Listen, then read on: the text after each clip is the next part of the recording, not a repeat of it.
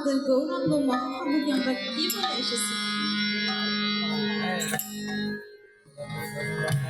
আমরা যা বলে এসেছি, আমরা বলেছি, আমরা কিন্তু সেটি মানি না।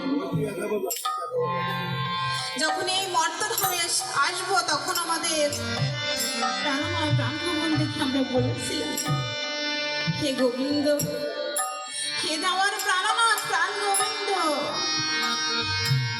আমি মর্তে গিয়ে তোমার নাম, তোমার গান, তোমার গুণ কীর্তন করব।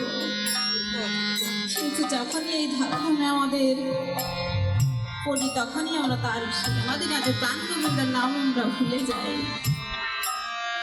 কিন্তু না, সেটা করলে আমাদের হবে না। তার নাম গান, যদি কাউকে ভালোবাসতে হবে, যদি কারোর প্রেমে পড়তে হবে, তাহলে আমার সেই অনাদিনাথে প্রাণ গোবিন্দর ভালোবাসার প্রেম।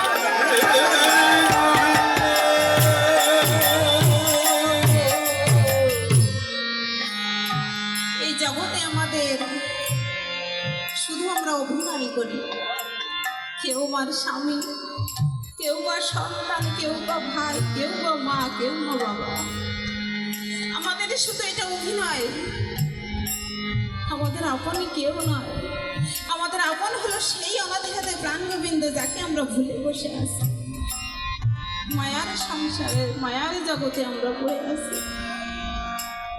কিন্তু সেই মায়া করুন, সেই ভালোবাসুন আমার সেই অনাদিনাথে প্রাণ গোবিন্দ।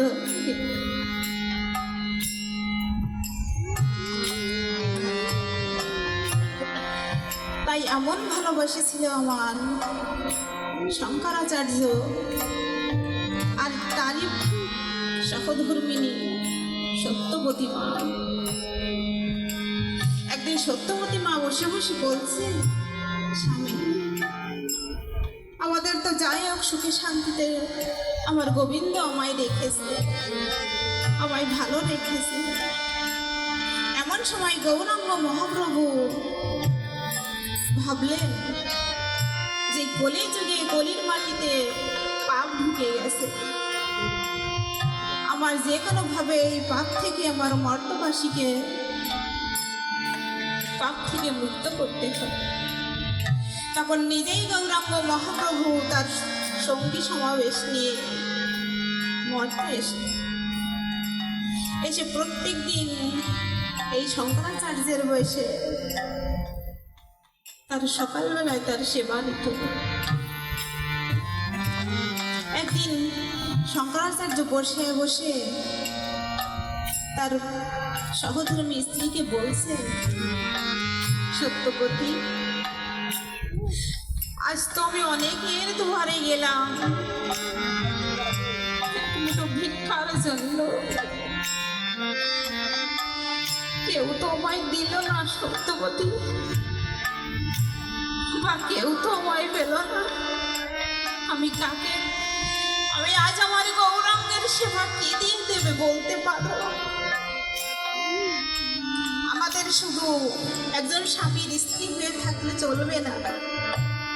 তখন সত্যবতী মা আমার শঙ্করাচার্যকে বলছে, তুমি চিন্তা করছো কেন? আমি তো এখনো তোমার পাশে আছি, যতক্ষণ তোমার পাশে আমি আছি, তোমার দুঃখ কষ্ট আমি ঘুষিয়ে দেব। এই বলে অন্য দিনের মতো আমার গৌরাঙ্গ মহাপ্রভু সঙ্গী সমাবেশ নিয়ে কীর্তন